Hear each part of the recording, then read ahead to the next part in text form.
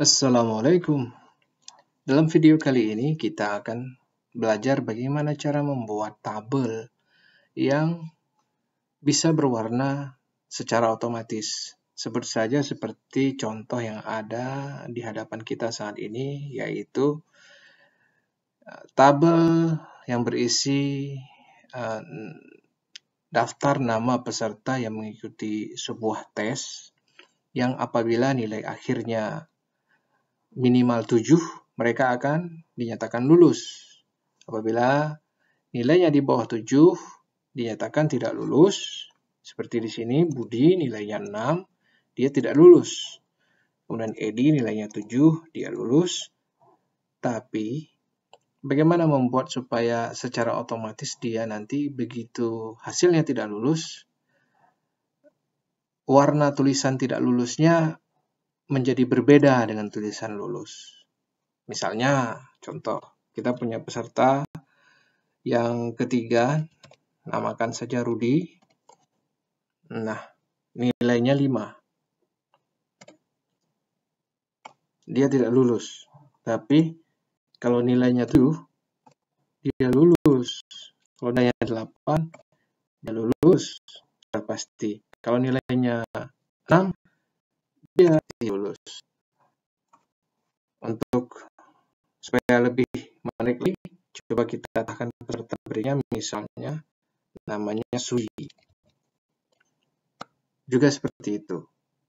Jadi dia langsung otomatis, kalau nilainya belum kita isi, dia langsung tidak lulus, karena kondisinya adalah nilainya di bawah 7. Tapi apabila nilainya sudah kita input, misalkan kali ini Sudi memiliki nilai 9.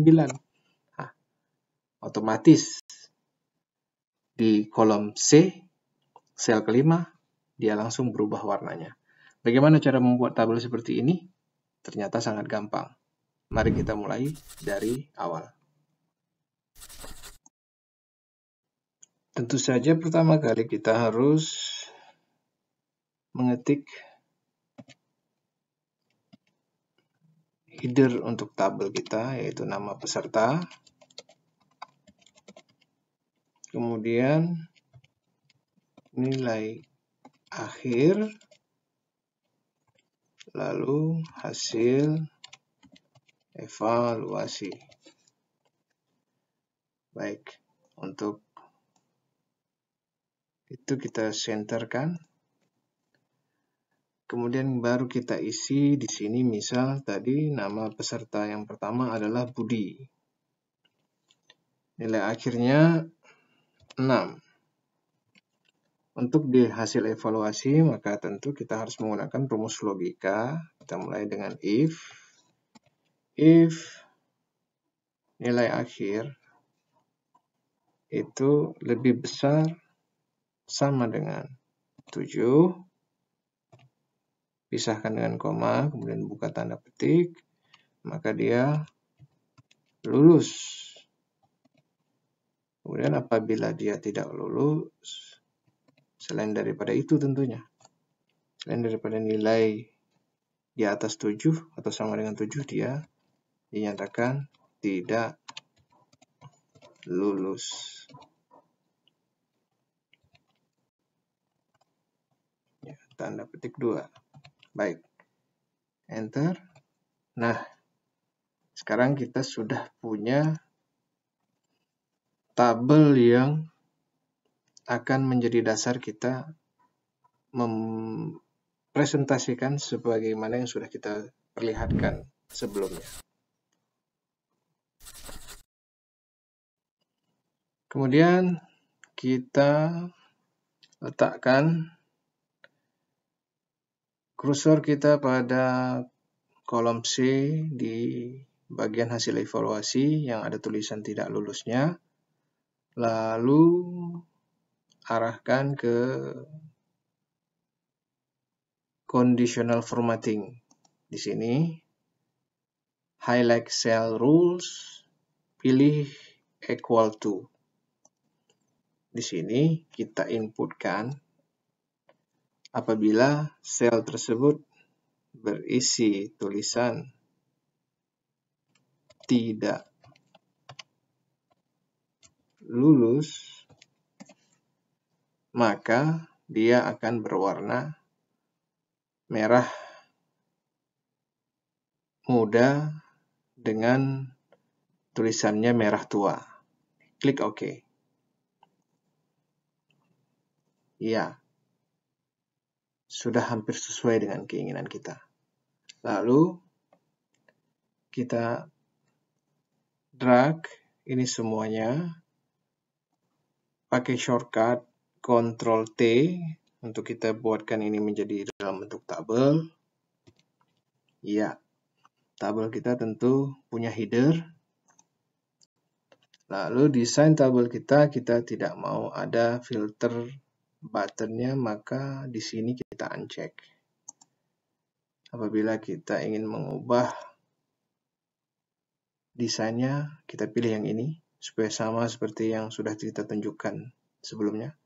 Nah, akhirnya kita sudah memiliki tabel yang dinamis. Nanti kita input selanjutnya dia akan terus mengikuti. Baik, sebelum kita input peserta berikutnya, kita coba uji dulu.